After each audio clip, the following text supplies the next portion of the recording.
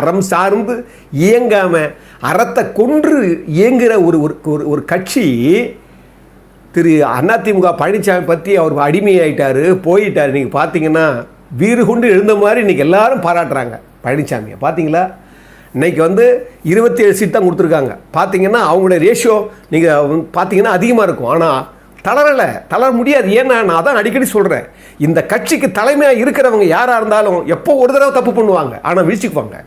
அதே போல் எப்படி 1991 96 வரைக்கும் திரு ஜெயலலிதா தப்பு பண்ணாங்களோ, அந்த தப்பை எப்படி திருத்திக்கிட்டாங்களோ 2001 மறுபடி வந்தாங்க. நல்லா கவனிங்க, 2001 வந்தாங்க. 2001 2006 வரைக்கும் வந்தவங்க மறுபடியும் சின்ன சின்ன தவறுகள் பண்ணி என்ன பண்ணாங்க, மறுபடியும் வந்தாங்க. மறுபடியும் 2011 2 முறையும் ஆட்சிக்கு வராங்க.